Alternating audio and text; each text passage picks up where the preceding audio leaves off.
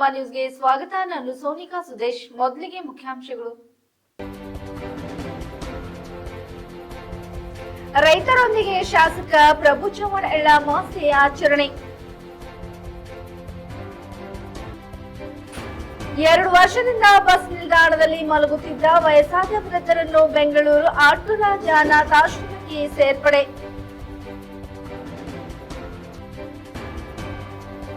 ಶ್ರೀನಿವಾಸಪುರ ಪಟ್ಟಣದಲ್ಲಿ ಕೊಲೆಯಾದ ಪ್ರಕರಣ ಕುರಿತು ಸುದ್ದಿಗೋಷ್ಠಿ. ಬೀದರ್ ಜನತೆ ಸಡಗರದಿಂದ ಆಚರಿಸಿದ ಎಳ್ಳ ಅಮಾವಾಸ್ಯೆ ಹಬ್ಬ. ಸುದ್ದಿಯ ವಿವರಗಳು.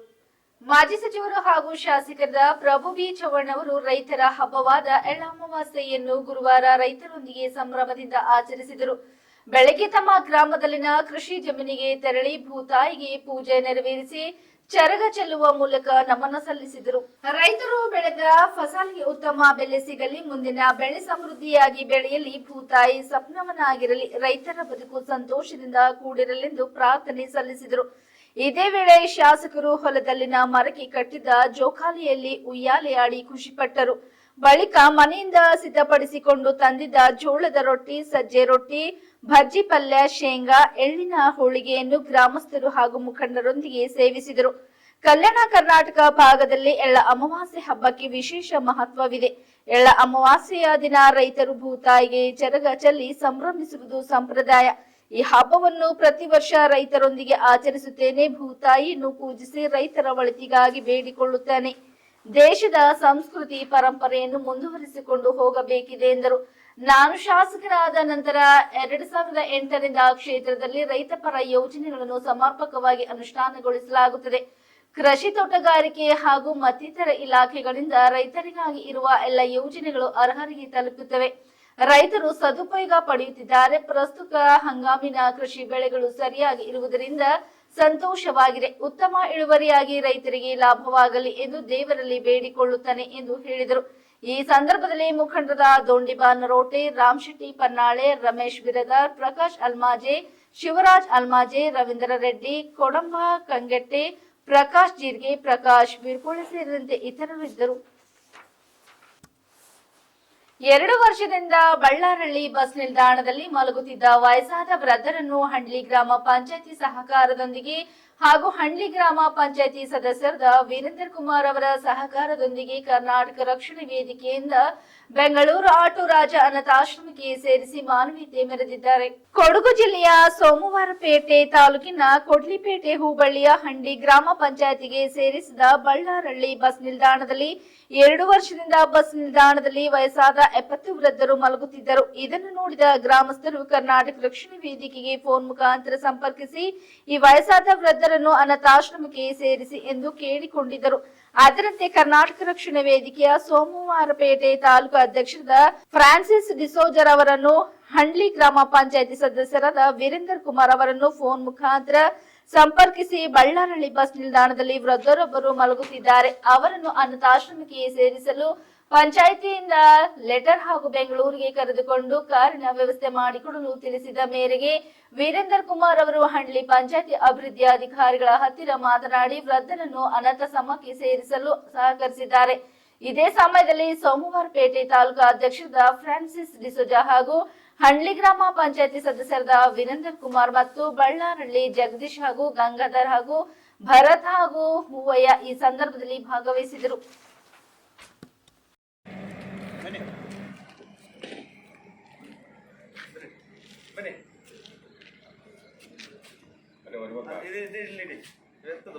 ಇಲ್ಲ ಇಲ್ಲ ಇಳಿತಾನೆ ಬ್ಲೇಡ್ ಬಿಡು ಆತ್ಲಿ. ಹಾಂ ಹೋಗಿ ಸ್ನಾನ ಮಾಡ್ಬಿಟ್ಟು ಬಾ ಬಾ ಬನ್ನಿ, ಸ್ನಾನ ಮಾಡೋಣ ಬನ್ನಿ, ಸ್ನಾನ ಮಾಡೋಣ ಬನ್ನಿ ಬನ್ನಿ ಬನ್ನಿ, ಇಲ್ಲ ಇಲ್ಲ ಮಾಡೋಣ ಬನ್ನಿ ಬನ್ನಿ, ಸ್ನಾನ ಮಾಡೋಣ ಏನಾಗಲ್ಲ ಬನ್ನಿ, ನಮ್ಮ ಇಲ್ಲೇ ಹೋಗಿ ಸ್ನಾನ ಮಾಡೋಣ, ಏನಾಗಲ್ಲ ಹುಷಾರಾಗುತ್ತೆ ಈಗ. ಬನ್ನಿ ಬನ್ನಿ ಬನ್ನಿ, ಹಾಂ ಬಂದು ಬಂದು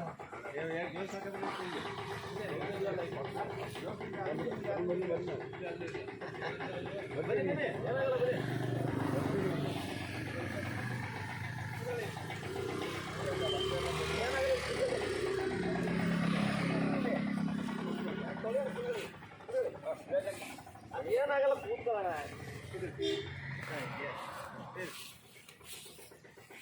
ಎಂತದು ಏನು ಮಾಡಿರೋದು ಬಟನ್ ಬೋದ ಬಟ್ಟನೆಲ್ಲ ಹಿಂಗೆ ಅಲ್ಲೇ ಈ ಹಂಗೇನಲ್ಲ ತಣ್ಣೀರು ಹಾಕಲ್ಲ ಇದು ತೆಗಿಯೋಣ ಇನ್ನೊಂದು ಬಕೆಟ್ ಅಂತ ಅಲ್ಲ ಇದಕ್ಕೆ ಸ್ವಲ್ಪ ಹದ್ ಮಾಡೋಣ ಎಷ್ಟು ವರ್ಷ ಆಯ್ತು ಸ್ನಾನ ಮಾಡಿದೆ ಅಲ್ಲ ಈ ತಣ್ಣೀರು ಸ್ನಾನ ಮಾಡಿದ ವರ್ಷ ಆಯ್ತು ನೀವು ಇಬ್ಬರ ಒಂದೇ ಹುಷಾರಿಲ್ಲ ಅವನ್ನ ಸ್ನಾನ ಮಾಡಿದ ಒಂದು ವರ್ಷ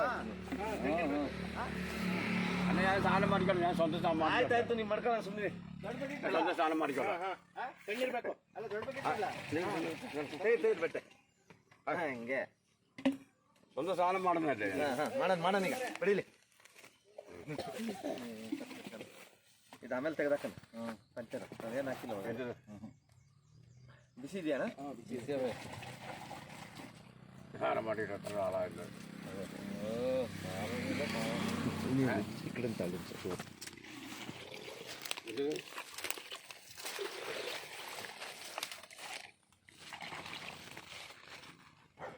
ವೀರಣ್ಣ ಬಕೆಟ್ ತರ್ತಾವಂತ ಕೊಡ್ತಾವೇನೋ ಬಕೆಟ್ ತರಲಿ ನಾನು ಸ್ನಾನ ಮಾಡ್ಕೊಳ್ಳೋ ಓಟ್ ಮಾಡಿ ರೋಟ ಇದ್ದಂಗೆ ಏನಾಗಲ್ಲ ಬಿಡಿಲಿ ಬಿಸಿ ಜಾಸ್ತಿ ಅದು ಇಲ್ಲ ಇಲ್ಲ ಆಯ್ತು ತಣ್ಣಿಗೆ ಮಾಡಿಸ್ರಿ ಸುಮ್ಮನೆ ನೀವು ಬಿಸಿ ಜಾಸ್ತಿ ಅನ್ನೋರು ಒಂದು ಅನ್ನೀರು ಮಾಡ್ತಾರೆ ಕರೆಕ್ಟ್ ಇದೆ ಕರೆಕ್ಟ್ ಇದೆ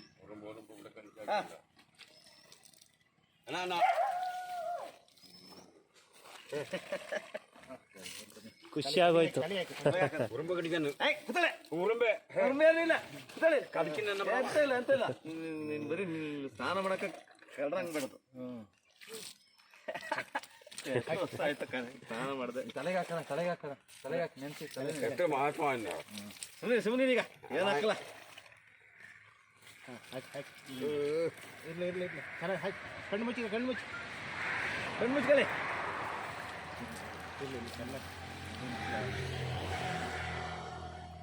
ಅದೇ ಕರೆಕ್ಟು ಬೇರೆ ಸ್ವಲ್ಪ ಇಡಿಯಣ್ಣ ಅಲ್ಲಲ್ಲ ಕಟ್ ಮಾಡಿ ಬೇರೆ ಮಾಡಿ ಅಣ್ಣ ಇನ್ನೊಂದು പശ്ചിമൊക്കെ വരച്ചിട്ടുണ്ടോ ആയില്ല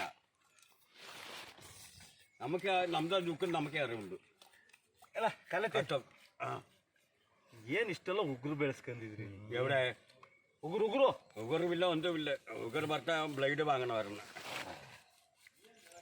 ഇവിടെ പൈസ എല്ലാം ഇല്ലാതെ വന്നിട്ട് ഊട്ടയില്ല പൈസ ഇല്ല വന്ന് ഊട്ടയ്ക്ക് വരാൻ ഞാൻ ಕೊಡ್ತಾನೆ ಒಳ್ಳೆ ಬಿಸಿ ಬಿಸಿ ಕಾಫಿ ಮಾಡ್ತಾನೆ ಈಗ ಊಟೇ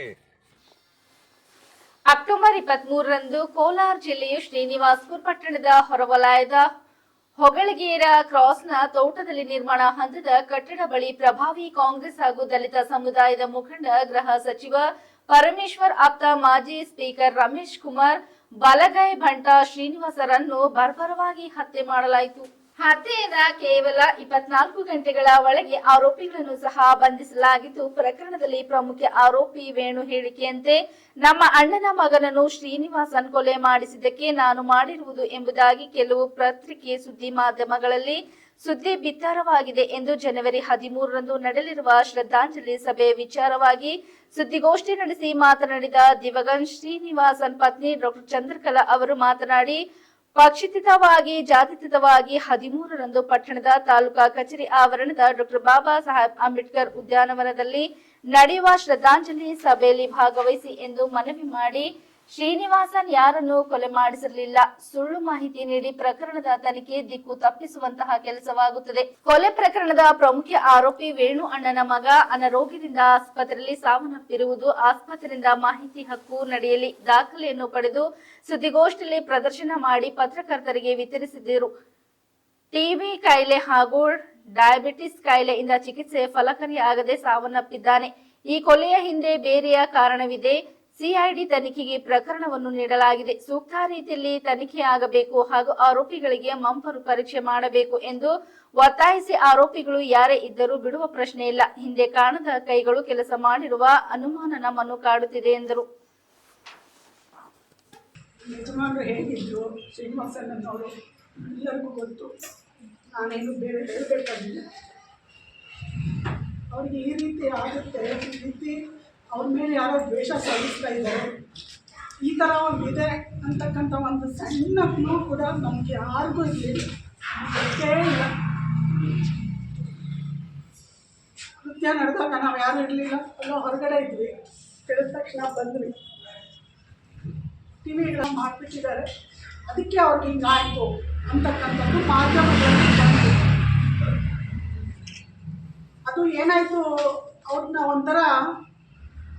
ಹಾಗೆ ಕೊಲೆ ಮಾಡಿದ್ದು ಅಲ್ಲದೆ ಅವ್ರ ಕ್ಯಾರೆಕ್ಟ್ರನ್ನು ಕೂಡ ಒಂದು ಕೊಲೆ ಮಾಡ್ತಕ್ಕಂಥ ದುಷ್ಟ ಒಂದು ಮನಸ್ಥಿತಿಯಲ್ಲಿ ಎಲ್ಲ ಪ್ರಚಾರ ಆಗ್ಬಿಡ್ತು.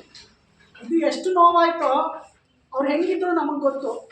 ಮನುಷ್ಯನ ಮುಗಿಸಿದ ಮೇಲೆ ಕೂಡ ಅವ್ರ ಕ್ಯಾರೆಕ್ಟರ್ನ ಕೂಡ ಸಾಯಿಸೋ ಅಷ್ಟು ಕೆಳಮಟ್ಟಕ್ಕೆ ಜನ ಹೋಗ್ತಾರೆ ಅಂತ ನಾನು ಖಂಡಿತ ಅಂದ್ಕೊಂಡಿರ್ಲಿಲ್ಲ.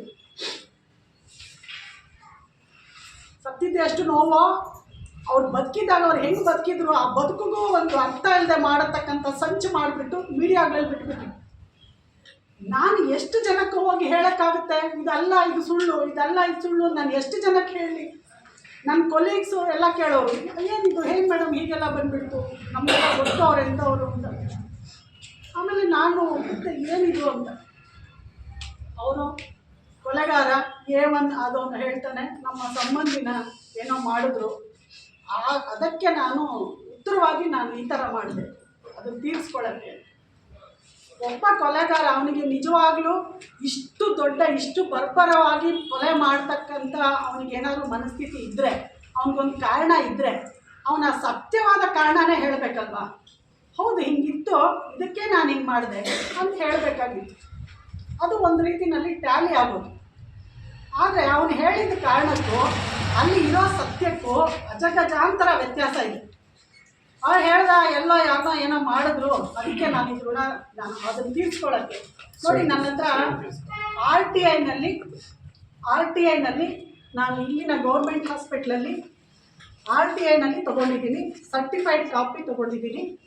ಆ ಯಾರು ಹುಡುಗನ್ನ ಇವರೇನೋ ಮಾಡಿಬಿಟ್ರು ಅಂತ ಹೇಳಿದ್ರಲ್ಲ, ಆ ಹುಡುಗ ಗೌರ್ಮೆಂಟ್ ಹಾಸ್ಪಿಟ್ಲ್ ಇಲ್ಲಿ ಸಾರ್ವಜನಿಕ ಹಾಸ್ಪಿಟ್ಲಲ್ಲಿ ಶ್ರೀನಿವಾಸಪುರದಲ್ಲಿ 20 ದಿನ ಅಡ್ಮಿಟ್ ಆಗಿದ್ದಾನೆ. 20 ದಿನ ಅಡ್ಮಿಟ್ ಆಗಿರೋ ಡೇಟು ಸೆಪ್ಟೆಂಬರ್ 28, 2022ರಿಂದ 19/10/2022ನೇ ದಿವಸ ಅವನು ಗೌರ್ಮೆಂಟ್ ಹಾಸ್ಪಿಟ್ಲಲ್ಲೇ ಸತ್ತಿದ್ದಾನೆ. ಸತ್ತಿರೋದಕ್ಕೆ ಕಾರಣ ಅವನಿಗೆ TB ಇತ್ತು, ಜೊತೆಗೆ ಚಿಕ್ಕ ವಯಸ್ಸಲ್ಲೇ ಒಂದು ಶುಗರ್ ಕಾಯಿಲೆ ಬರುತ್ತೆ, ಟೈಪ್ 1 ಡಯಾಬಿಟಿಸ್ ಅಂತ ಹೇಳ್ತೀವಿ. ಇದು ಗೌರ್ಮೆಂಟ್ ಹಾಸ್ಪಿಟ್ಲ ದಾಖಲೆ. ನಾನು RTನಲ್ಲಿ ಅಲ್ಲಿನವ್ರ ಹತ್ರ ಸರ್ಟಿಫೈ ಮಾಡಿ ತೊಗೊಂಡಿದ್ದೀನಿ. ಇದು ಅವನು ಸಾಯೋದಕ್ಕೆ ಕಾರಣ. ಹೀಗೆ ಕಾಯಿಲೆ ಬಂದು ಹಾಸ್ಪಿಟ್ಲಲ್ಲಿ ಸತ್ತಿರೋ ಹುಡುಗನ್ನ ಇವರು ಎಲ್ಲೋ ಏನೋ ಮಾಡಿದ್ರು, ಅದಕ್ಕೆ ನಾನು ಇದು ಮಾಡಿದೆ ಅಂತಕ್ಕಂಥದ್ದು ಹೇಳೋದು ಯಾಕೆ? ನಿಮಗೆ ನಿಜವಾಗಿ ಒಂದು ಸರಿಯಾದ ಕಾರಣ ಇದ್ದರೆ ಆ ಕಾರಣ ಹೇಳಿದರೆ ಹೌದು ಬಿಡಪ್ಪ ಅನ್ಬೋದು. ಯಾಕೆ ಸುಳ್ಳು ಕಾರಣ ಹೇಳೋ ಅರ್ಥ ಏನಂದರೆ ನಿಜವಾದ ಕಾರಣನ ಬಚ್ಚಿಡೋದಕ್ಕೆ. ನಿಜವಾದ ಕಾರಣ ಬಚ್ಚಿಡಬೇಕು, ಅದಕ್ಕೆ ಯಾವುದೋ ಒಂದು ತೋರಿಸ್ಬೇಕು. ಈ ಡಾಕ್ಯುಮೆಂಟ್ ತಪ್ಪ, ಅವನು ಹೇಳಿರೋದು ತಪ್ಪ. ಮನುಷ್ಯನ ಮುಗಿಸಿದ್ರು ಕೊನೆಗೆ ಅದನ್ನು ಕ್ಯಾರೆಕ್ಟರ್ನ ಕೂಡ ಕೊಲೆ ಮಾಡೋವಂಥ ಮಟ್ಟಕ್ಕೆ, ನೀಚ ಮಟ್ಟಕ್ಕೆ ಈ ಸಮಾಜ ಬೆಳೀತಾ ಇದೆ. ಈ ಥರ ಪ್ಲ್ಯಾನ್ ಮಾಡ್ತಾ ಇದ್ದಾರೆ ಅಂತಂದರೆ ಅದರ ಅರ್ಥ ಏನು? ಈಗಲೂ ಕೂಡ ಏನೋ ಇಂಡೈರೆಕ್ಟಾಗಿ ಅದು ಇದು ಪ್ರಾಬ್ಲಮ್ಗಳು ಮಾಡೋಕ್ಕೆ ಟ್ರೈ ಮಾಡ್ತಾ ಇದ್ದಾರೆ. ಅದನ್ನೆಲ್ಲ ನಾವು ನಿಭಾಯಿಸ್ಕೋತೀವಿ ಬೇರೆ ಥರ, ಅದು ಬೇರೆ. ಸೊ ಹೀಗೆ ಏನೋ ಒಂದು ಒಳಗಡೆ ಒಂದು ಸಂಚಿದೆ, ಇದು ಆಗೋದಕ್ಕೆ ಒಂದು ಸಂಚಿದೆ. ಆ ಸಂಚನ್ನು ಯಾಕಾಯಿತು, ಯಾಕೆ ಮಾಡಿಸಿದ್ರು, ಯಾರು ಮಾಡಿಸಿದ್ರು, ಹೇಗಾಯಿತು ಅಂತಕ್ಕಂಥದ್ದು ನಮ್ಮ ಯಜಮಾನರು ಸೀನಣ್ಣ ಇನ್ನು ವಾಪಸ್ ಬರಲ್ಲ. ಅದು ನನಗೆ ಚೆನ್ನಾಗಿ ಗೊತ್ತು, ಬರಲ್ಲ, ಅದೆಲ್ಲರಿಗೂ ಗೊತ್ತು. ಆದರೆ ಈ ಥರ ಆದರೆ ಅಟ್ಲೀಸ್ಟು ನಮಗೆ ಬಂದಿರತಕ್ಕಂಥ ಪರಿಸ್ಥಿತಿ ಸಮಾಜದಲ್ಲಿ ಬೇರೆ ಯಾರಿಗೂ ಬರಬಾರ್ದು. ಅಂಥ ಮನುಷ್ಯನಿಗೆ ಹಿಂಗೆ ಮಾಡಿದ್ರು, ಇನ್ನು ಯಾರನ್ನು ಮಾಡಿದ್ರೆ ಏನಾಗುತ್ತೆ ಬಿಡು ಅನ್ನೋ ಎಕ್ಸಾಂಪಲ್ ಬರಬಾರ್ದು. ಆ ಬರಬಾರ್ದು ಅನ್ನೋ ಕಾರಣ ಒಂದಕ್ಕೇ ನಾವು ಇಷ್ಟೆಲ್ಲ ಹೋರಾಡ್ತಾ ಇದ್ದೀವಿ. ನಮ್ಮ ಮನುಷ್ಯರು ವಾಪಸ್ ಬರಲ್ಲ. ದಯವಿಟ್ಟು ಯಾರಿಗೂ ಬೇರೆ ಈ ಥರ ಆಗಬಾರ್ದು, ಅದೊಂದೇ. ದಯವಿಟ್ಟು ಎಲ್ಲರೂ ಸಹಕರಿಸಿ ಶ್ರದ್ಧಾಂಜಲಿ ಸಭೆಗೆ ಒಂದು. ಉತ್ತರ ಕರ್ನಾಟಕದ ಭಾಗದಲ್ಲಿ ಆಚರಿಸಲ್ಪಡುವ ಜನಪದ ಹಬ್ಬಗಳು ಅನೇಕ. ಅವುಗಳಲ್ಲಿ ಎಳ್ಳ ಅಮಾವಾಸ್ಯೆ ಎಂದು ಗ್ರಾಮ ಮತ್ತು ಗ್ರಾಮದ ಸುತ್ತಮುತ್ತ ಗ್ರಾಮಗಳ ಸೀಮೆಯಲ್ಲಿ ಚೆರಗ ಚೆಲ್ಲುವ ಹಬ್ಬ ವಿಶಿಷ್ಟವಾಗಿ ಆಚರಿಸುವುದು ಕಂಡುಬಂತು. ಎಳ್ಳ ಅಮಾವಾಸ್ಯೆ ದಕ್ಷಿಣಯಾನದ ಮಾರ್ಗಶಿರ ಮಾಸದ ಅಮಾವಾಸ್ಯೆಯ ದಿನವಾಗಿದ್ದು, ಎಳ್ಳು ಬೆಳ್ಳ ಬರುವ ದಿನವನ್ನು ಎಳ್ಳಮಾವಾಸ್ಯೆ ಎಂದು ಆಚರಿಸುತ್ತಾರೆ.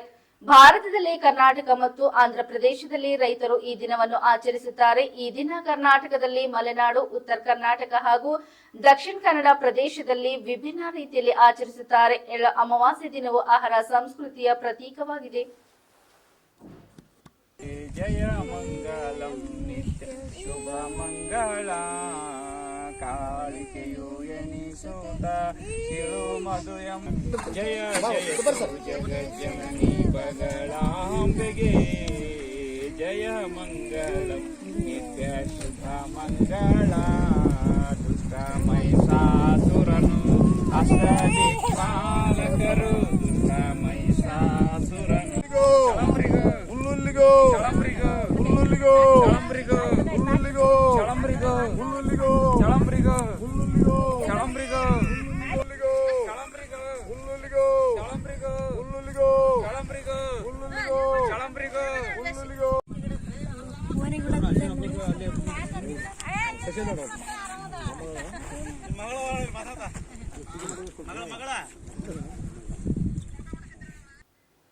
ಬೆಂಗಳೂರಿನ ಯಲಚನಹಳ್ಳಿಯ ಜರಗನಹಳ್ಳಿ ಸರ್ಕಾರಿ ಶಾಲೆ ಆಟದ ಮೈದಾನದಲ್ಲಿ ಇಂದು ಹಮ್ಮಿಕೊಂಡಿದ್ದ ಬಾಗಿಲಿಗೆ ಬಂತು ಸರ್ಕಾರ ಸೇವೆಗೆ ಇರಲಿ ಸಹಕಾರ ಬೃಹತ್ ಜನಸ್ಪಂದನ ಕಾರ್ಯಕ್ರಮವನ್ನು ಉದ್ಘಾಟಿಸಿ ಉಪಮುಖ್ಯಮಂತ್ರಿ ಡಿಕೆ ಶಿವಕುಮಾರ್ ಮಾತನಾಡಿದರು. ಜನರ ಸಮಸ್ಯೆಗಳಿಗೆ ಪರಿಹಾರ ನೀಡಲು ನಮ್ಮ ಸರ್ಕಾರ ಪ್ರಾರಂಭಿಸಿದ ಬಾಗಿಲಿಗೆ ಬಂತು ಸರ್ಕಾರ ಸೇವೆಗೆ ಇರಲಿ ಸಹಕಾರ ಬೃಹತ್ ಜನಸ್ಪಂದನ ಕಾರ್ಯಕ್ರಮವು ಬೆಂಗಳೂರಿನಲ್ಲಿ ಯಶಸ್ವಿಯಾಗಿ ನಡೆಯುತ್ತದೆ. ಇಂದು ನನ್ನ ಕರೆಗೆ ಒಗ್ಗೂಟ್ಟು ಸುಮಾರು 5,100 ಜನರು ಈ ಕಾರ್ಯಕ್ರಮದಲ್ಲಿ ಅರ್ಜಿ ಸಲ್ಲಿಸಲು ರಿಜಿಸ್ಟರ್ ಮಾಡಿಸಿದ್ದು, ಎಲ್ಲರ ಸಮಸ್ಯೆಗಳಿಗೂ ಪರಿಹಾರ ಕಲ್ಪಿಸುವುದು ನಮ್ಮ ಉದ್ದೇಶ.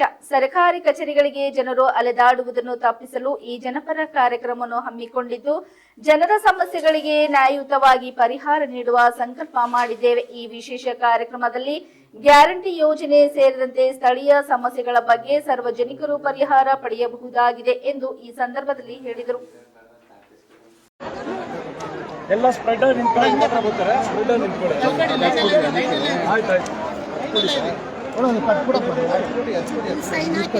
ಎರಡು ಕೊಡು. ಅದು ಕೊಡು ಫಸ್ಟು.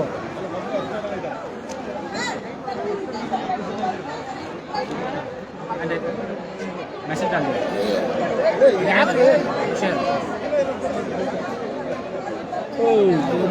ಮುಂದೆ ಹೋಗ್ರಿ, ಸ್ವಲ್ಪ ಮುಂದೆ ಹೋಗ್ರಿ. ಅಲ್ಬೇಡಿ, ಮುಂದೆ ಹೋಗಿ. ಎಂತ ತಿಂದರೆ ಕುಣಿಸ್ತು ನಾವು ಒರಿಜಿನಲ್ ಒಂದು ತಿಂದು ಈದ ತಿಂದು ಹೌದು ಊದ ತಿಂದು ಉಳಿದ ಜಾಸ್ತಿ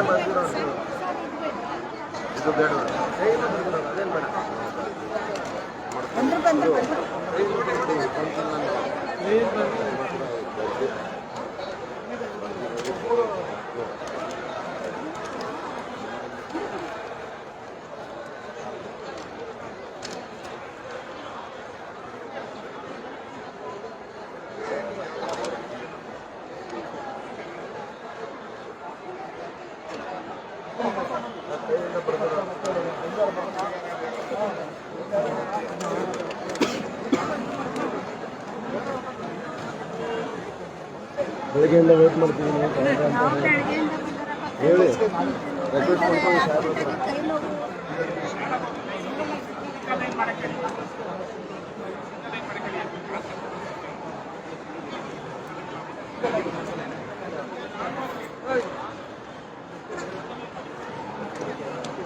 ಸರಿ ಸರಿ.